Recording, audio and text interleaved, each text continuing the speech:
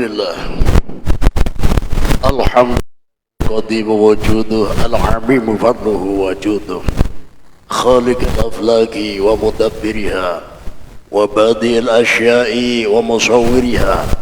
Ahmaduhu hamda man waffaqahu fa'arafah, wa ashkuruhu ala tamamin ni'mah wal minnah. Ashhadu an la ilaha illallah wahdahu la syarika lah, ilahun jalla المثيل في الذات والصفة. وأشهد أن حبيبنا وقدوتنا وقرة أعيننا سيدنا ومولانا محمدا عبده ورسوله، نبي أرسله الله بالرحمة والرأفة، وعلى آله وأصحابه أولي التقوى والمعرفة. أما بعد.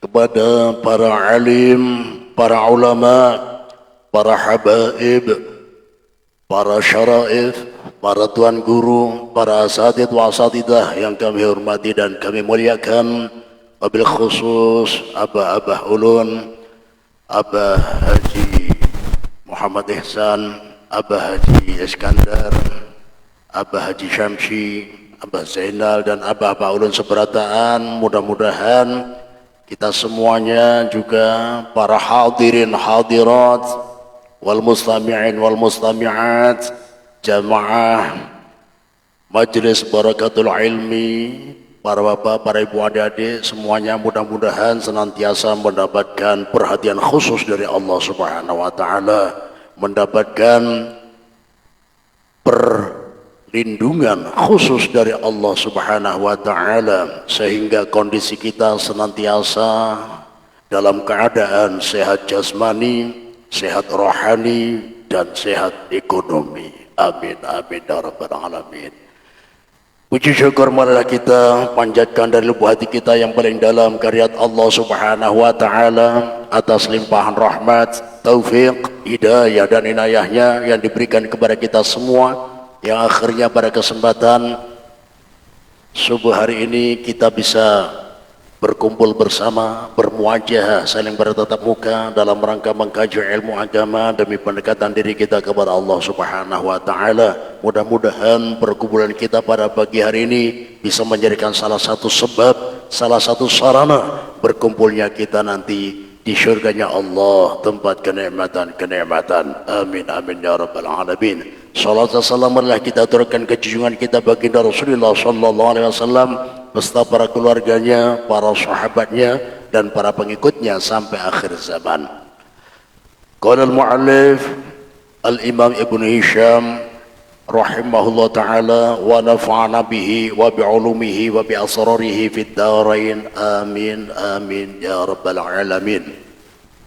Al-khamisatu, adapun yang kelima itu wiladatu Rasulillahi, kelahiran Rasulullah sallallahu alaihi wasallam.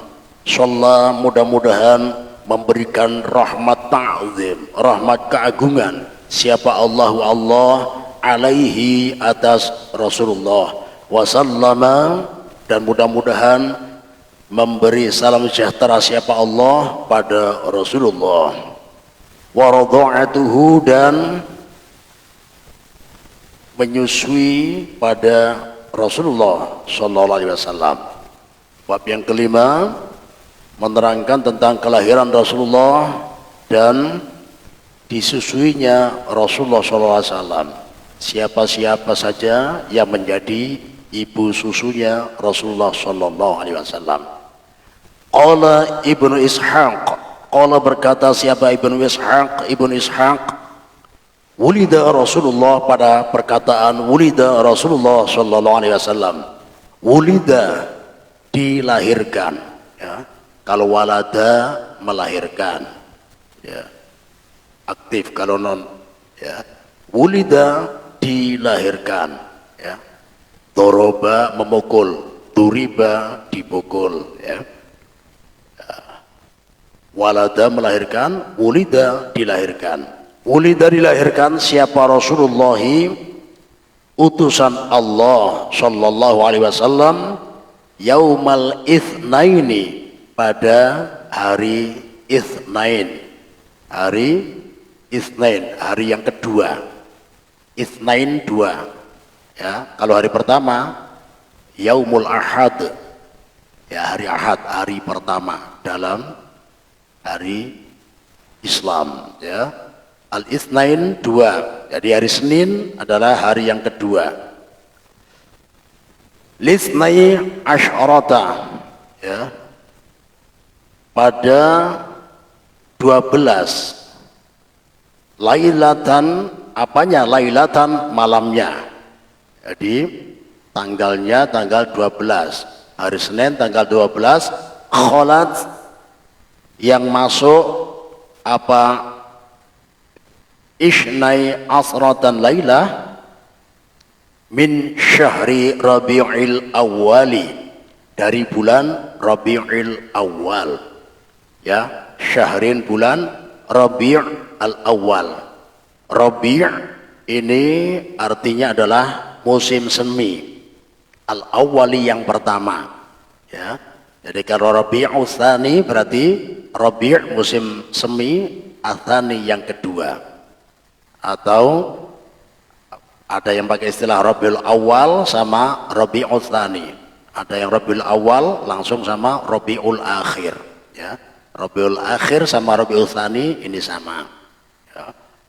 Amal fili, pada tahun gajah.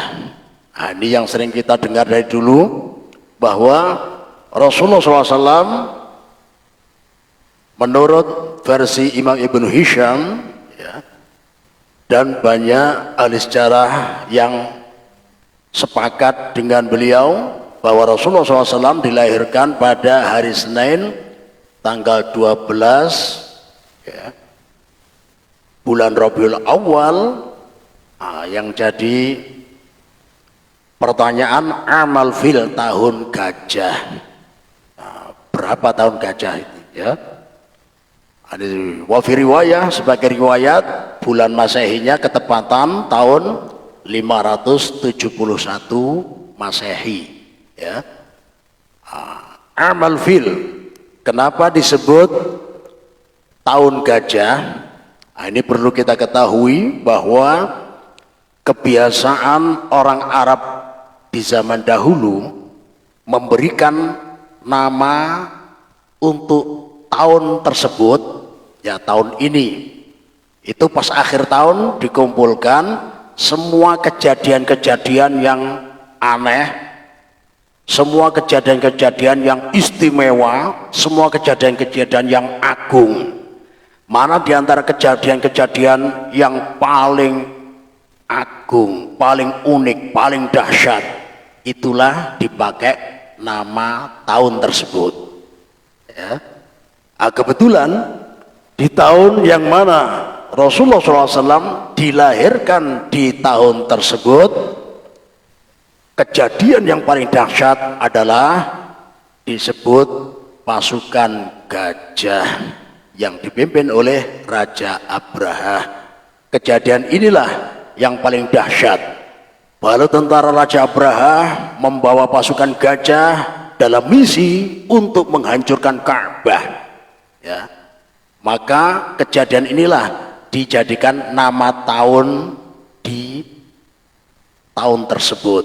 Dalam artian semua bayi yang lahir di tahun tersebut semuanya tahunnya memakai nama amal fil, tahun gajah, ya.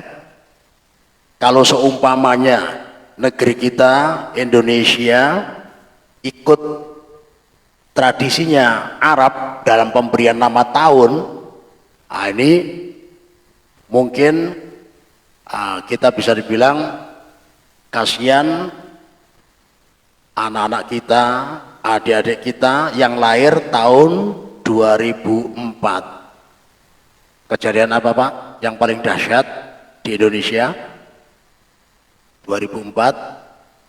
Masih ingat? Di Aceh, tsunami. Jadi kejadian tsunami di tahun 2004 ini kejadian yang paling dahsyat di tahun tersebut. Kalau seumpamanya mengikuti tradisi Arab dalam pemberian nama, maka tahun 2004 disebut Amad Tsunami, tahun tsunami. Nah, ini ya. Jadi semua bayi yang lahir tahun 2004 semuanya Amad Tsunami. Kalau seumpamanya negeri kita mengikuti tradisi Arab pada zaman itu, ya. Nah, jadi karena di tahun tersebut kejadian yang paling dahsyat adalah pasukan gajah Amal Fil, maka semua bayi yang lahir di tahun tersebut diberi nama tahunnya tahun gajah, ya. Bagaimana ceritanya Amal Fil, ya, Raja Abraha kok bisa punya misi untuk menghancurkan Ka'bah? Ya, ceritanya sangat panjang, ya. Secara ringkas, sebenarnya, ya, di Yaman dulu pernah ada kejadian, ya, walhasil penduduk Yaman dibakar oleh kaum Himyar, ya. Ada salah satu yang lolos minta pertolongan kepada raja di Habasyah yang disebut Raja Najasyi. Maka karena kebetulan akidahnya sama-sama Nasrani waktu itu, maka Raja Najasyi mengirimkan 2 panglima untuk menaklukkan Yaman, ya. 2 panglima tersebut, yang pertama namanya Abraha, yang kedua namanya Aryad. Panglima Abraha dan Panglima Aryad menaklukkan kota Yaman. Walhasil berhasil. 2 panglima ini masing-masing punya, ya, pengikut setia, menjadi 2 kubu. Maka di saat itu Raja Najasyi menyuruh di antara mereka ada yang menjadi gubernur atau istilahnya raja kecil, masih di bawah naungan Raja Najasyi di Yaman, ya. Silahkan, ya, pemilihan. Nah, ternyata masing-masing pengikut otomatis mengusulkan panglimanya sendiri. Nah, untungnya Panglima Aryad ini pemberani, ya.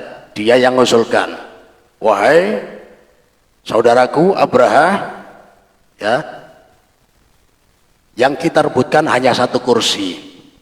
Untuk merebutkan 1 kursi, jangan sampai mengorbankan pengikut kita. Jangan sampai di antara mereka ada yang menumpahkan darah hanya gara-gara kepentinganku dan kepentinganmu merebutkan 1 kursi ini. Kita berlatih untuk, ya, jantan. Jadi biarkan mereka semuanya menjadi penonton, kita yang bertarung. Nah, ya, jadi yang usul adalah Panglima Aryad. Panglima Abraha mengiyakan, oke, aku siap. Ya, akhirnya 2 panglima ini, ya, bertarung, istilahnya bisa dibilang sampai mati. Ya, siapa yang hidup, dialah yang berhak menjadi Raja Yaman nantinya. Ya. Maka duellah 2 panglima ini, 2 panglima Aryad dan Panglima Abraha. Ternyata Panglima Aryad ini memang mempunyai keahlian mengayunkan pedang lebih lihai daripada Abraha. Walhasil dalam adu pedang, ya, bertanding, ditonton semua pengikutnya, nah, ternyata Abraha kalah lihai. Sampai-sampai wajah Abraha sempat kena tebas, mukanya hampir terbelah, hidungnya sudah kena, ya.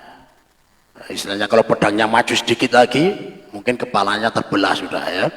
Jadi cuma sekedar luka, terjatuh tersungkur. Nah, di saat Panglima Aryad mau menyerang lagi, nah, ternyata ada budaknya Abraha yang tidak rela tuannya kalah.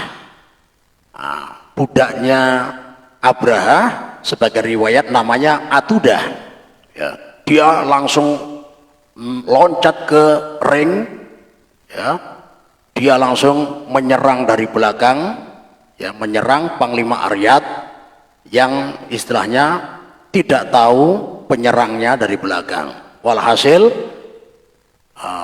Panglima Aryat terbunuh dalam keadaan terdolimi, jadi ya kurang jantan, ya.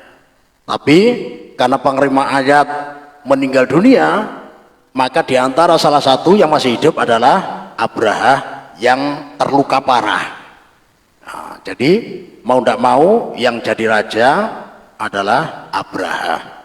Tapi kejadian ini disampaikan apa adanya ke Raja Najasyi. Maka Raja Najasyi pun marah, tidak setuju dengan kemenangan yang diraih oleh Abraha, karena ini curang, ini panglima yang licik. Nah, dia langsung marah, utusannya masih di sampingnya. Dalam marahnya dia sampai bersumpah, nanti aku akan menginjak-injak tanah Yaman dan akan menginjak ubun-ubunnya Abraha, saking emosinya, ya, karena tidak layak sebagai pemimpin, ya, dia merebut kekuasaan dengan cara yang curang, ya. Ternyata utusan Abraha tadi mendengarkan emosinya Raja Najasyi, disampaikanlah kepada Abraha. Abraha dengan kelicikannya menulis surat, ya, yang isinya meminta maaf, ya, merasa seakan-akan itu suatu kecelakaan, bukan niatnya sendiri. Kemudian memberikan upeti yang banyak, merayu Raja Najasyi supaya tidak emosi. Kemudian di suratnya diikutkan, ya, diikutkan satu genggam tanah Yaman, ya, sama rambut ubun-ubunnya Abraha dipotong sedikit, ya, dengan keterangan, wahai Raja Najasyi, aku mendengar sumpahmu ketika Anda emosi, ya, Anda akan menginjak-injak tanah Yaman dan menginjak-injak ubun-ubunku. Ini saya bawakan tanah Yaman dan rambut ubun-ubun saya.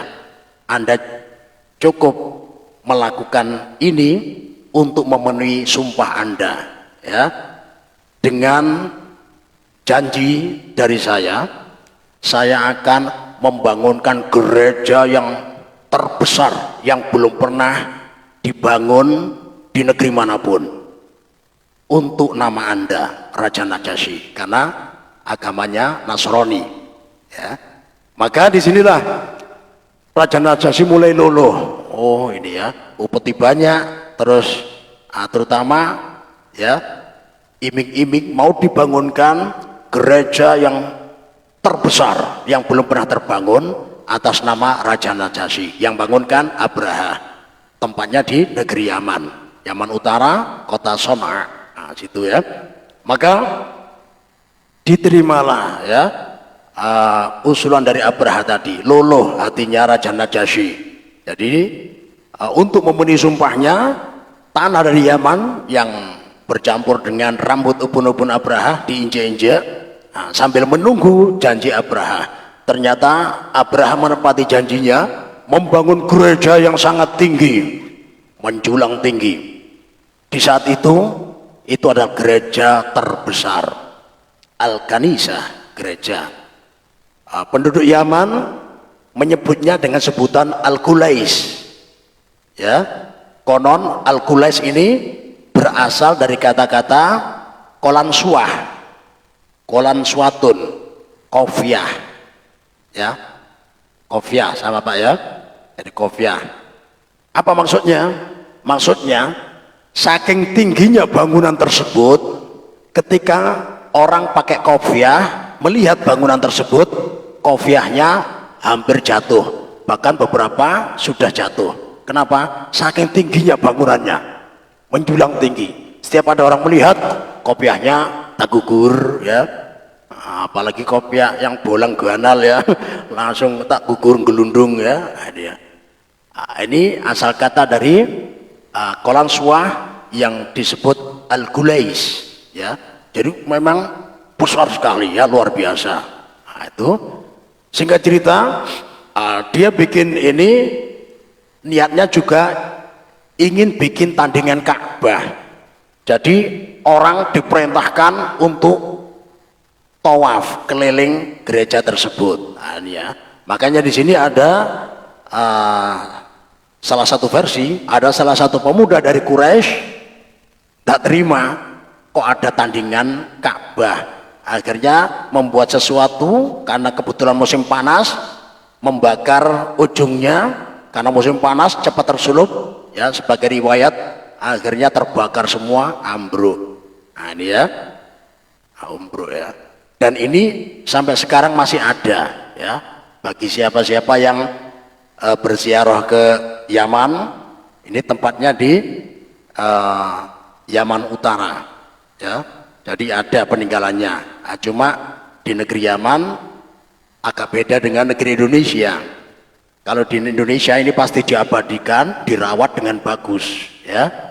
Nah, cuma di sana tidak dirawat ya, mungkin sebagian alasannya khawatir dipakai istilahnya praktek kesyirikan. Itu kekhawatiran yang bisa dibilang terlalu berlebihan. Padahal kita berkunjung sana, kenapa? Karena gereja ini diabadikan dalam Al-Quran, dalam tafsir surah Al-Fil, itu ya. Jadi di situ, jadi benar adanya, sisanya masih ada, ya. Bahkan, ya, luar biasa. Walhasil, sisanya masih ada, ya. Waktu itu habis terbakar, maka yang tertuju langsung, ini pasti orang Quraisy, karena sudah terdengar kabar orang Quraisy lah yang tidak suka dengan gereja kita, karena mereka merasa Ka'bahnya kalah tersaingi. Maka disinilah kemarahan Abraha, kalau begitu aku akan menghancurkan Ka'bahnya. Nah di sini ya, jadi disinilah Raja Abraha dengan membawa pasukan gajah, tentunya bala tentaranya minta dari pusat, dari Habasyah ya, dari Ethiopia, minta bantuan dari Raja Najasyi ya.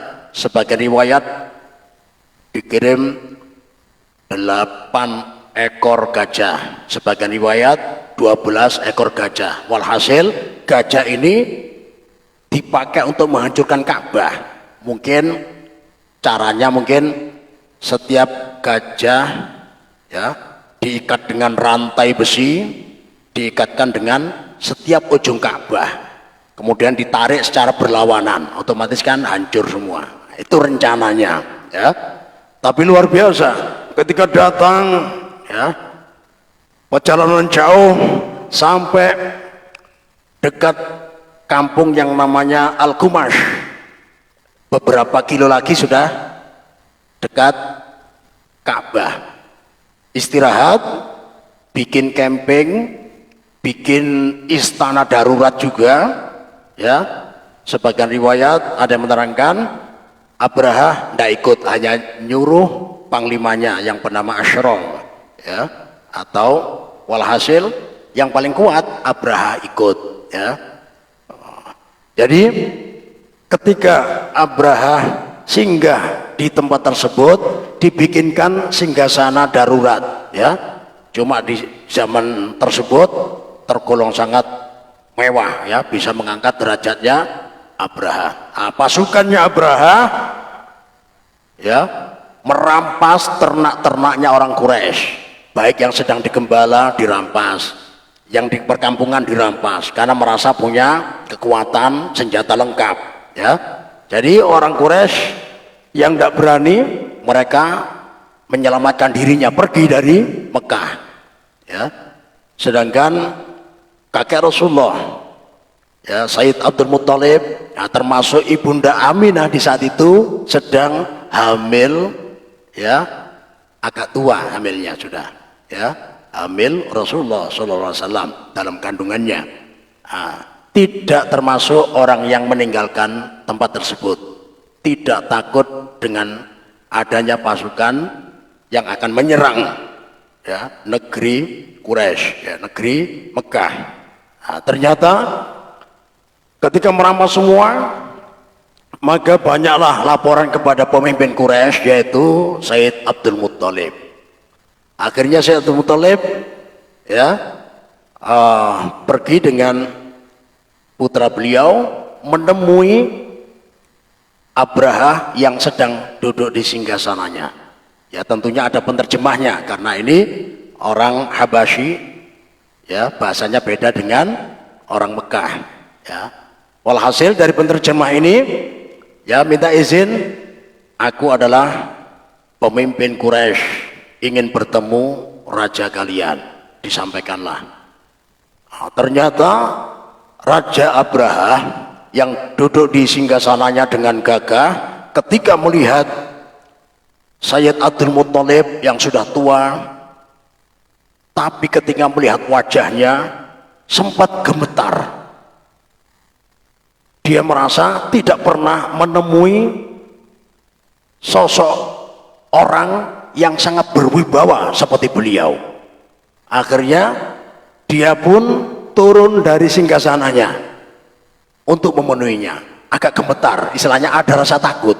Ya, sebagian ahli sejarah menerangkan bahwa itu adalah bekas cahaya Rasulullah yang sempat lewat ya di tulang rusuk beliau. Kemudian pindah ke putra beliau Sayyid Abdullah. Ya, kemudian dari Sayyid Abdullah pindah ke Sayyidah Aminah. Jadi bekasnya saja itu pengaruhnya sudah luar biasa, sempat membuat Abraha gemetar. Ya, kemudian tanya apa perlunya? Nah, ternyata yang membuat Raja Abraha meremehkan, tidak jadi gemetar lagi adalah tujuan Sayyid Abdul Muttalib ke situ. Apa tujuannya? Ternyata tujuan Sayyid Abdul Muttalib adalah saya pemilik onta. Bahasa Arabnya ana Rabbul Ibil, aku pemilik onta. Jadi Rabbun bisa diartikan pemilik, bisa diartikan pemelihara, ya. Makanya Allahu Rabbul Alamin, Allah adalah Rabbul Alamin. Alamin jamak dari alam. Definisi alam ma siwallah, segala sesuatu selain Allah namanya alam. Rabbul Alamin yang memelihara alam semesta seluruhnya. Ini ya, Rabbun bisa dikatakan pemilik, bisa dikatakan pemelihara. Makanya di sini Sayyid Abdul Muttalib pakai istilah Rabbun, ana Rabbul Ibil, aku pemilik onta. Ya, wal Ka'bah Rabban yahmiha, dan Ka'bah ada Robnya, ada pemiliknya, ada pemeliharanya, yahmiha yang senantiasa menjaganya. Nah, dia Rabbun, pemilik. Ya, kalau dalam dunia bisnis pemilik modal namanya Rabbul Mal, pemilik modal, pemilik harta. Nah, ya. Jadi perkataan ini yang membuat Raja Abraha agak meremehkan. Kenapa? Oh, ternyata orang sewibawa kamu ini hanya mikirkan diri sendiri saja. Ya, aku kira orang yang sepertimu ini, seorang pemimpin, datang kemari ingin menghentikan misiku dalam rangka penghancuran Ka'bah. Ternyata engkau datang hanya mengambil hakmu saja, karena ada sekitar 200 ekor onta milik Sayyid Abdul Muttalib yang dirampas pasukannya Abraha. Jadi beliau cuma mengambil atau meminta onta yang sempat dirampas itu aja. Nah, ini yang membuat Abraha meremehkan. Nah, tapi di sini Sayyid Abdul Muttalib justru memberikan nasihat. Wahai Raja Abraha, saya pemilik onta. Ketika onta saya engkau rampas, saya tidak terima. Makanya saya datangi Anda, saya ambil milik saya. Saya tidak membiarkan hak milik saya Anda rampas. Ya. Dan Ka'bah Rabban yahmiha, punya pemilik yang senantiasa menjaganya. Anda harus ingat, Allah tidak akan membiarkan ya Anda menghancurkan rumah miliknya. Ya. Onta saja milik saya, Anda rampas, saya tidak terima, nggak tinggal diam. Apalagi ini rumah Allah, Anda mau menghancurkannya, Anda berhadapan sama pemiliknya, langsung pada Allah. Nah, tapi karena Abraha orang tidak beriman, tidak takut, maka besoknya dia tetap melangsungkan misi penghancuran Ka'bah. Luar biasa, tinggal beberapa kilo, ya, gajah yang besar, sebagian riwayat yang paling besar namanya Mahmud, nama gajahnya nih ya, itu langsung menunduk, tersungkur, dalam artian tidak mau melanjutkan perjalanan, takut pada Allah, dipaksa, dipukuli, tidak mau. Akhirnya paham, oh dia tidak mau, ya kita ajak menghancurkan Ka'bah. Akhirnya diarahkan ke arah yang lain, baru mau berdiri jalan, ya di arah yang lain, tapi ujungnya belok belok dekat ke Ka'bah. Nah, ketika sudah dekat Ka'bah, ternyata ya banyak kerumunan dari laut, ya, burung-burung. Nah ini ya, ini burung juga ciri-cirinya banyak. Ada yang menceritakan kecil saja seperti burung seriti yang mengawal akan turunnya hujan. Ada juga yang mencirikan itu seperti lambangnya negeri kita, burung Garuda yang gagah perkasa. Nah itu ya, walhasil yang terpenting setiap burung tadi membawa 3 kerikil, ya. Kerikil, masalahnya kerikilnya ngambilnya bukan dari mana ini batu besaung, bukan ya. Yang penting bukan dari dunia ya, tapi made in neraka, ya. Hijarah min sijil, ya, hijarah batu min sijil dari neraka sijil, ya. Jadi sebagian riwayat menerangkan agak detail ketika di zoom, nah, misalkan di zoom ya, ini kan masing-masing bawa 3 kerikil itu ya, di zoom, ternyata kerikilnya masing-masing ada namanya. Nah, ini ya, dan nama tersebut adalah nama bala tentaranya Raja Abraha. Jadi tugasnya burung ini hanya menjatuhkan, kerikilnya cari sasaran sendiri, ya. Barangkali ada namanya bendel, barangkali langsung nyari bendel ya, sekalipun pakai topi baja, topi besi, ya, tetap tambus dus ke kepala. Tembusnya pelan-pelan sampai ke tenggorokan, sampai ke parut, mohon maaf, sampai ke jalan belakang. Makanya ketika pasukan yang naik kuda, tembus ke kudanya, ya. Pas naik gajah ya tembus ke gajahnya, cuma turunnya pelan-pelan, ya. Sebagai riwayat menerangkan bahwa kerikil yang sudah jatuh ke pasukan tidak hanya panas, kalau panas sudah pasti karena dari neraka, ya. Sebagai riwayat di samping panas juga gatal, ya, kayak gatalnya ngalang-ngalai gatal panu, kudas, kurap, kudis, kurap. Kalau bahasa Spanyol gudiken, bahasa Prancis sangkudi. Ya. Sangkudi ini kalau santri tahu sangkudi ya. Sampai ada istilah laisa santri bila sangkudi. Bukan santri kalau nggak pernah nyicipi penyakit sangkudi. Nah, ini ya. Nah, itu ya.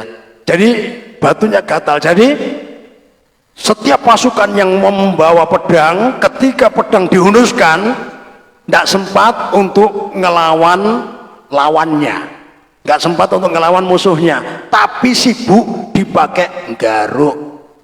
Nah, ketika batunya lewat kepala, woi kepalanya sendiri tusuk, apa? Dipakai garuk, gatel ya. Wah, ya mungkin kenyamanan, ya kayak kita ya. Pas gatal kita garuk, pas, woi mantep ya. Pakai tangan kurang puas, pakai pisau, wah mantep ya. Ini pakai pedang juga gatal, pakai pedang, woi nyaman ya. tapi tidak tahu kepalanya rungkang ya. Kepalanya langsung kropos, gatel lewat leher langsung ditusuk, digaruk-garuk sampai ke perut, ditusuk perutnya, digaruk-garuk. Nah, makanya kondisi mereka ketika binasa diistilahkan dalam Al-Quran, faja'alahum ka'asfim ma'kul, kami jadikan mereka ka'asfin, seperti daun ma'kulin yang dimakan ulat. Nah, keropos semua, hancur semua ya. Jadi semuanya tanpa kecuali, termasuk Abraha ya. Abraha ini lebih parah lagi ya.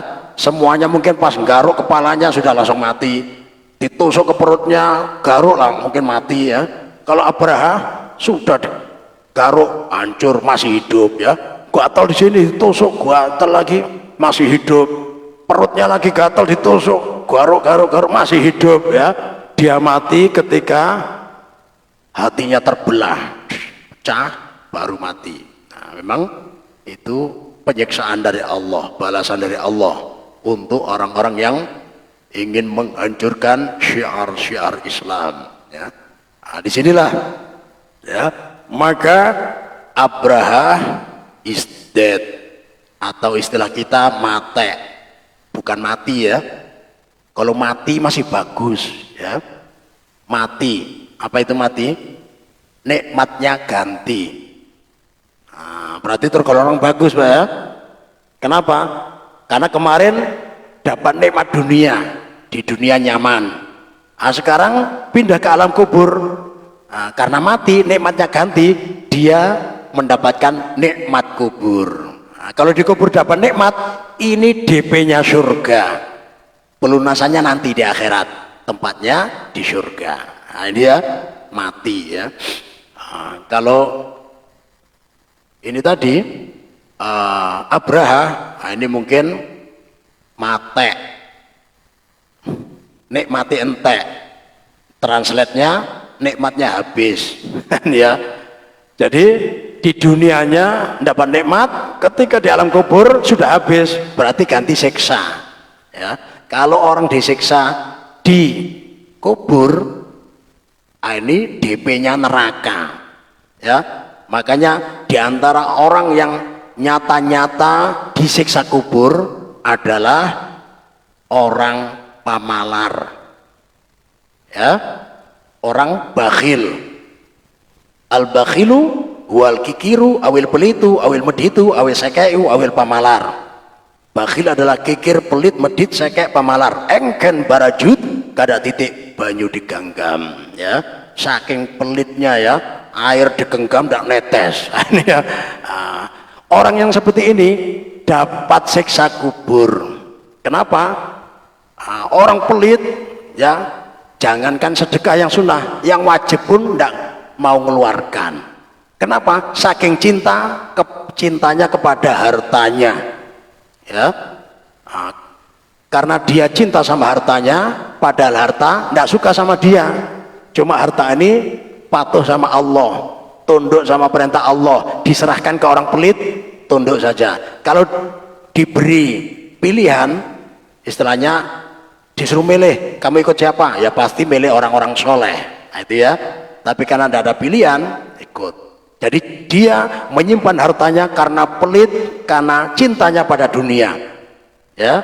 Tapi ini cinta yang bertepuk sebelah tangan. Dia cinta dunia, dunianya tidak cinta dia. Ketika di alam kubur, harta yang disimpan karena sifat kikir pelit ini oleh Allah dijilmakan hayyah aqra ya. Jadi ular hitam kelam, kepalanya botak. Nah, ini ya, kasihan, kada berambut. Nah, ini ya, memang ada ular yang ada rambutnya, ular naga ya. Ini ular kepalanya botak. Nah, cuma keterangannya kenapa kepalanya botak? Likaf roti sumiha, karena saking banyak bisanya, saking banyak racunnya, panas sampai rambutnya rontok ya. Kalau kita rambut rontok karena banyak mikir, kalau ya kreditan motor belum lunas, ya. Kreditan rumah juga belum lunas, ya. Kalau ibu-ibu kreditan panci belum lunas, kreditan Tupperware belum lunas, nah, rambutnya rontok, nah, nggak usah banyak mikir, nah, nanti kayak ban belakangnya motor itu ya, pasti cepet botak duluan, ya. Kenapa itu? Nah, istilahnya kalau ban depan mungkin 3 tahun sekali ganti, tapi kalau ban belakang kadang setahun sekali ganti. Kok cepet botak? Ya gara-gara kebanyakan mikir. Kapan aku bisa dahului ban depan ini ya? Selamanya ndak bisa. Ya, sudah takdirnya di belakang tempatnya ya. Nah, ini gara-gara banyak mikir. Nah, jadi ular tadi seperti itu ya. Jadi banyak bisanya. Nah, terus dia bilang kepada orang yang pelit ini ya, wahai tuanku, engkau dulu menyimpan aku, ya, aku adalah harta yang engkau simpan dulu, dijelmakan oleh Allah sekarang menjadi ular di hadapan Anda, ya. Dulu engkau menyimpanku karena engkau sangat mencintaiku, dan cinta tuanku belum sempat aku balas. Sekaranglah kesempatan aku untuk membalas cinta tuan. Akhirnya tuannya dicipok, dikis, ya, dicium pipinya, cup, langsung ada bekas gambar love, ya, dicium sini, love, wah ya, jidatnya dicium, love, ya, bibirnya dicium, dower langsung ya, wah. Ini setiap saat diciumi. Nah, ini menjadi siksaan bagi orang tersebut. Nah, makanya orang pemalar ini kalau dikubur ternyata disiksa, ini DP siksaan di neraka nanti. Nah, ini ya, makanya jangan seperti itu ya. Nah, itu mate ya.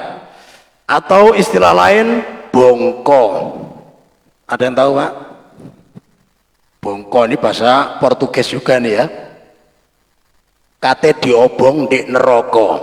Translate-nya akan dibakar di neraka. Bongko. Nah, ini cocok disematkan ke ini. Salah satunya ke jambret. Nah, ini ya. Nah, ini ada jambret naik motor. Wah, ada Bu Haji Maimunah ya.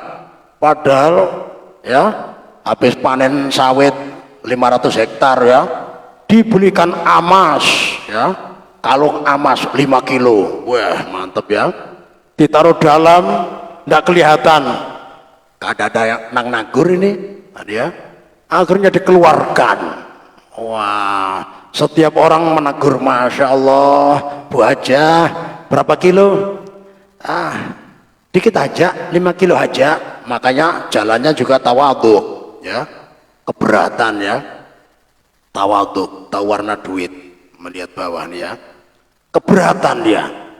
Akhirnya mengundang simpati para penjambret. Wah, Ibu Hajah Maimunah, itu kalungnya itu tidak mungkin palsu ya. Habis panen ya. Ayo, mungkin rezeki kita itu. Akhirnya ya langsung didekati oleh penjambret, boncengan. Ya. Dekat Ibu Maimunah, Bu Hajah Maimunah, langsung ditarik kalungnya, ya, dipegang, ditarik, putus. Wih, bukan lehernya, kalungnya ya, kalungnya yang putus ya. Alhamdulillah. Ya. Kalau kalungnya kuat, nah, lehernya yang putus ya. Ini malah innalillah ini ya. Nah, jadi alhamdulillah masih emasnya aja ya. Luar biasa. Langsung Bu Hajah Maimunah berkoriak ya, langsung jambret. Wah, semuanya melihat jambretnya makin laju. Depannya ada kontainer ya, mencium kontainer.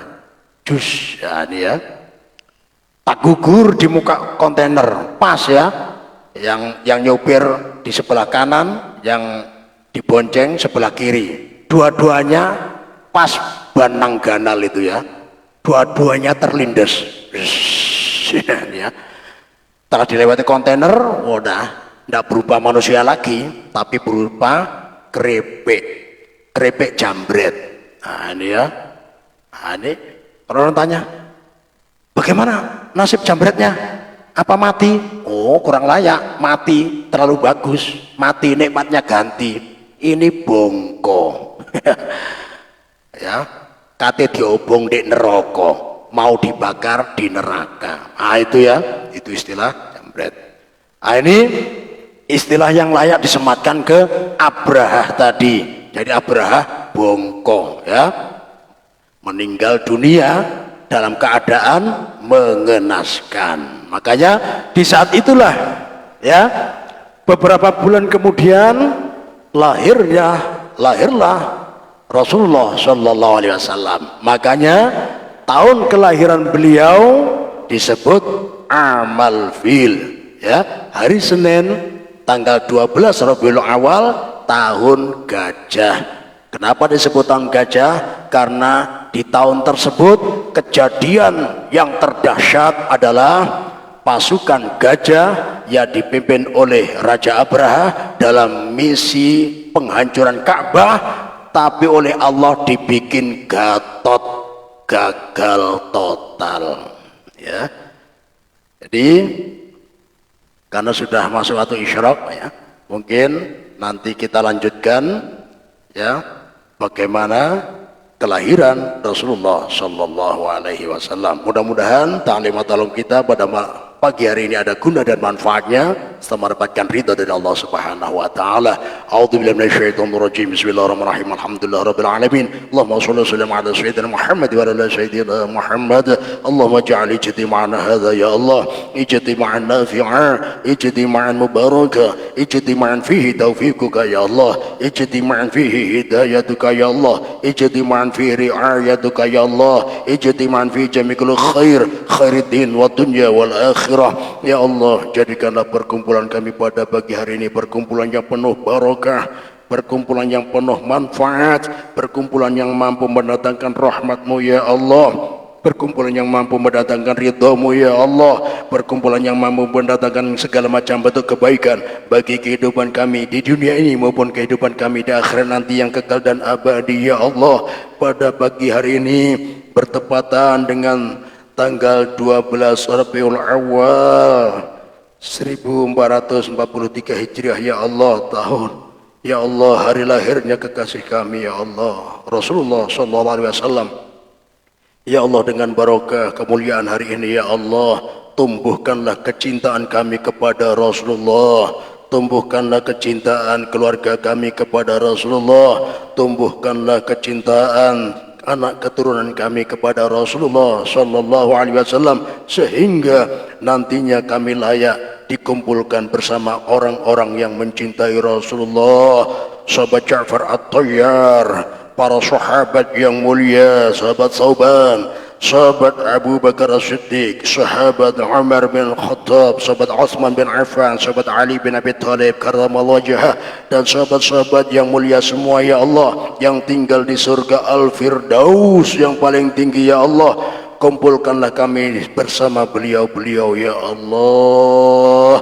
Setiap saat Engkau mengizinkan kami untuk memandang wajah manusia yang paling mulia, wajah manusia yang sangat bercahaya, yang sangat indah bersahaja, wajah Rasulullah Sallallahu Alaihi Wasallam. Ya Rabbi bil Mustafa balligh maqasidana waghfir lana ma madha ya wasi'al karami. Wa sallallahu ala sayyidina Muhammadin nabiyil ummi wa ala alihi wa sahbihi wasallam. Subhana rabbika rabbil izzati amma yasifun wa salamun ala al mursalin walhamdulillahi rabbil alamin. Al-Fatihah.